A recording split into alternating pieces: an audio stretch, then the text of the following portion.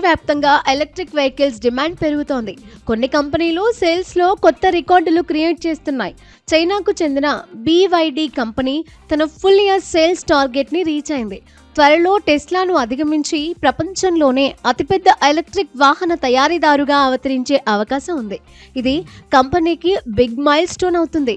ఇదే సమయంలో China auto industry అంతటా కాంపిటీషన్, ప్రెజర్ కూడా పెరుగుతున్నాయి. అత్యధికంగా అమ్ముడైన ఎలక్ట్రిక్ వాహన తయారీదారు కిరీటం కోసం పోటీ పడుతున్న టెస్లా ఇంక్తో దాని అంతరాన్ని తగ్గించుకుంది BYD కంపెనీ.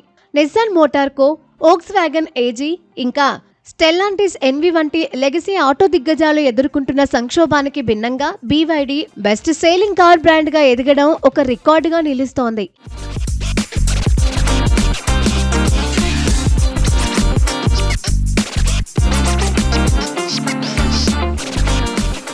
ఇక ఒకసారి 2025లో సేల్స్ పర్ఫార్మెన్స్ పరిశీలిస్తే BYD 2025లో 4.6 మిలియన్ వాహనాలను డెలివరీ చేసింది.